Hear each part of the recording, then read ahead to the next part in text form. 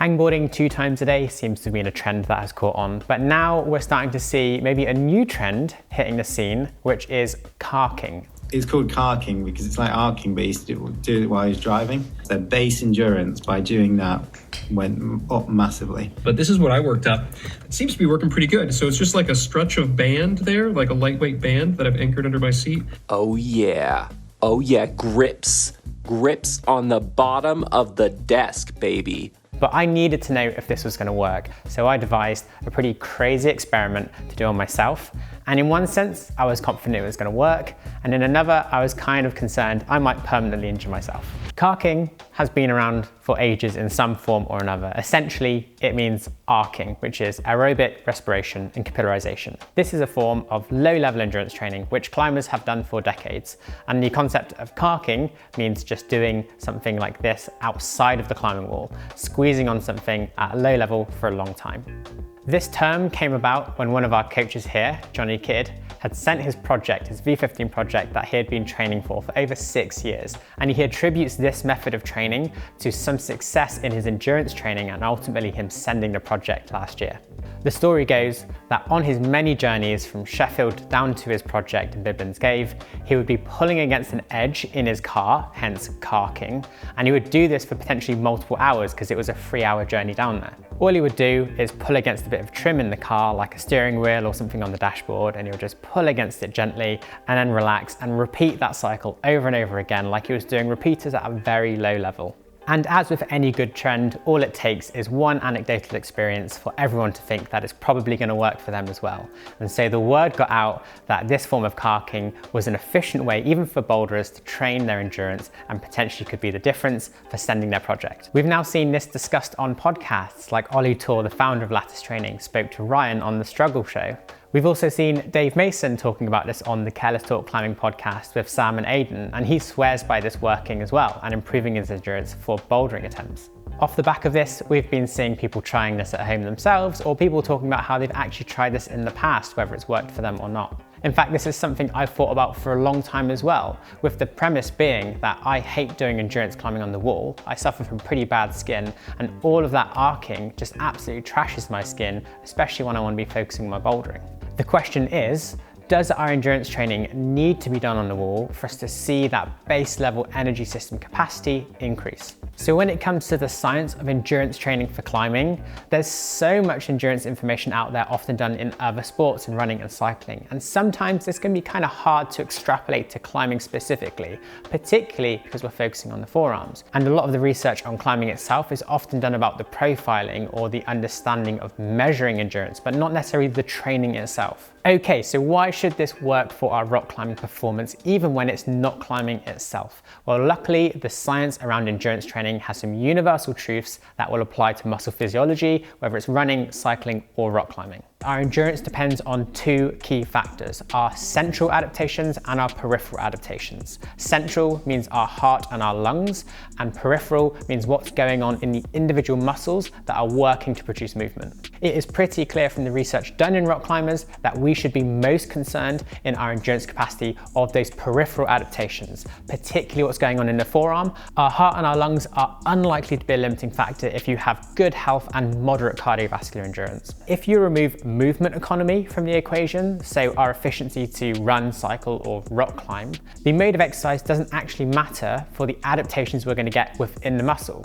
Our finger flexors, if they're working, they don't know if we're holding onto an edge, gripping a foam ball, or if we're squeezing a grip trainer. If we were talking about isometric strength, that's a different story. That is angle specific. But if we're training endurance and energy systems, if there's blood flowing through the muscle, the mitochondria being stressed at the right intensity, it doesn't really matter the modes of exercise if we're looking for those peripheral adaptations. So in theory, it should work, and I decided I needed to test this out on myself.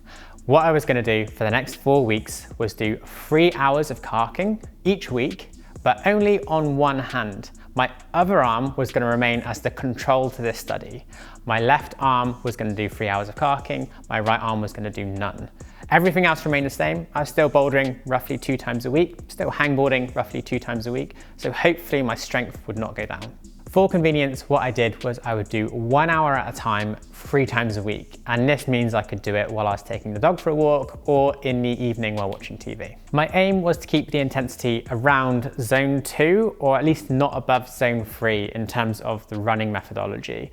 This was so that I would be working aerobically at quite a high level, but not stepping into that anaerobic zone. So I didn't want to feel pumped doing this. If I started to feel pumped, that would be an indicator I was leaking into zone 3, starting to become more anaerobic. I was looking for the feeling of heat and a lot of blood flow, and maybe just like a dull ache 20 to 30 minutes in. That suggested that type 1 muscle fiber fatigue. I didn't have a good way of measuring intensity, but most people doing this don't really have a good way to measure it. Of course, I needed a good way to measure before and after this experiment to see if it actually worked.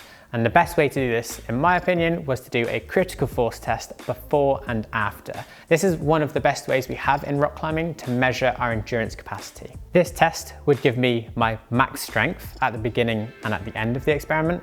It would also give me the W prime, which is essentially the anaerobic component of my energy production, and then also the critical force. The aim here was to see that line go up to indicate I could do more work aerobically and my aerobic capacity had increased. My big concern with this whole thing was that I was going to see my strength decrease. A lot of climbers, in fact a lot of sports people, are concerned with what we call the interference effect, which means if you do a lot of endurance training, it can interfere with your strength gains. And the whole time I still had this nagging concern that if I was doing 3 hours of gripping a grip trainer, even at a light intensity, that might be enough to cause an injury like heavy friction in my pulleys or maybe wrist issues in the future. So by the end of the 4 weeks, I had done over 17 hours of carcing on one hand and not the other.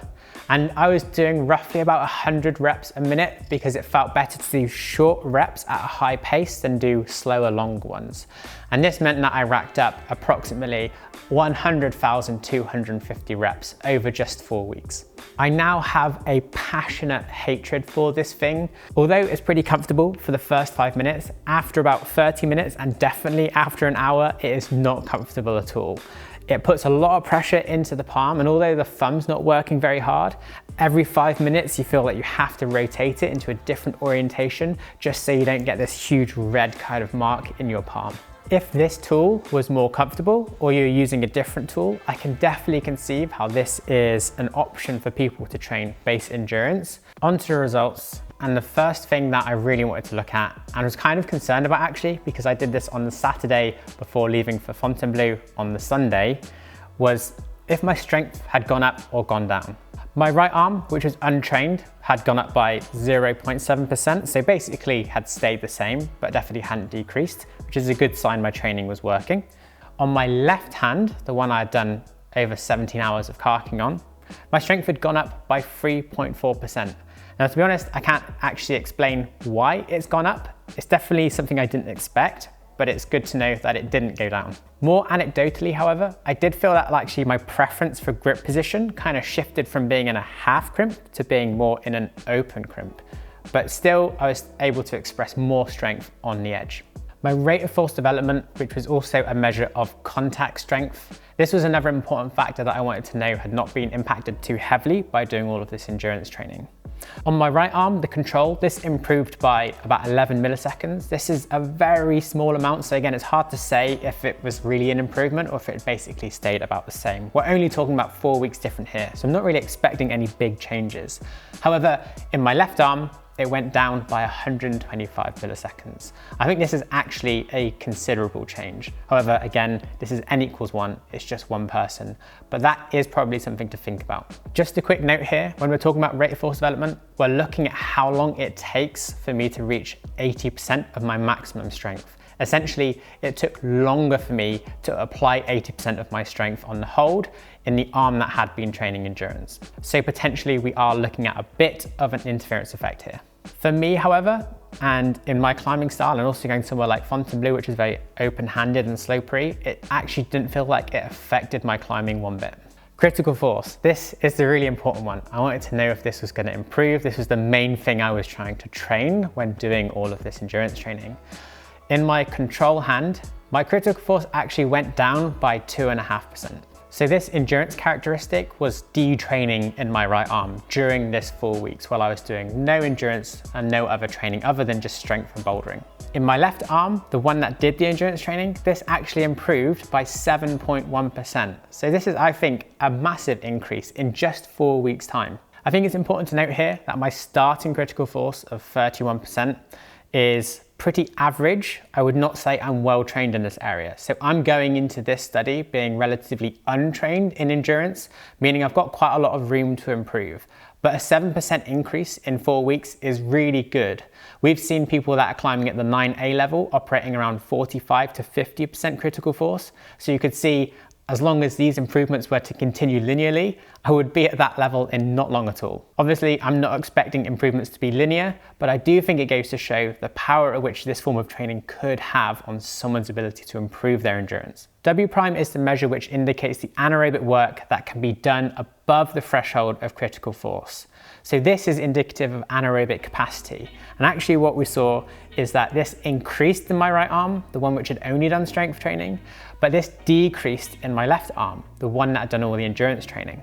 But this needs some careful consideration when interpreting these results, because ultimately I did more work in my left arm, the one that did the endurance training, and my strength had gone up in that arm as well.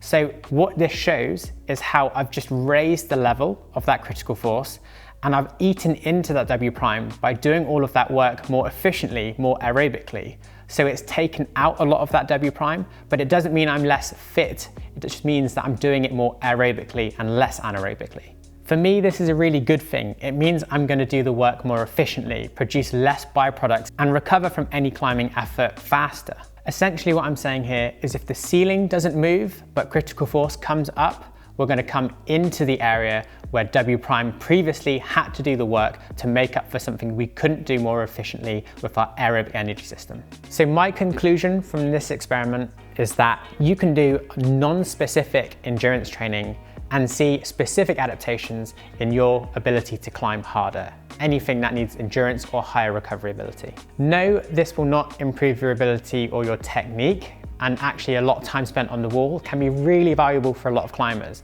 But in the real world, there's a lot of people which don't need to be doing that too. Some people just don't have the time and they want to be more social climbers, but still want to improve their performance. Or maybe you're like Jonny Kydd and you're a boulderer and most of your skill practice should be done at high intensity on a steep overhang because that's what your project is. And if you want to build up that base level, it doesn't make sense to potter around the wall for an hour at a time. Some obvious limitations are that I'm just one person that has done the study. I think there's more anecdotal evidence to suggest this works as well, but truly we don't actually know its ability to improve performance in, let's say, someone that's already highly trained at endurance. We also don't know enough about the right intensity to be training at, but the research would suggest it needs to be a low intensity to also limit the interference effect with other things like strength and rate force development. And we also don't know the duration and volume of work that is required to see changes. I think 17 hours over a 4-week period is kind of a ridiculous amount of training for most people, and I wouldn't really be suggesting someone does that straight off the bat, not without building up to it first. And the final thing is, I absolutely hate the name CARCing. Can someone please come up with a better way of naming this method of training? Let us know what you think it should be called in the comments below. Thank you for watching. See you next time.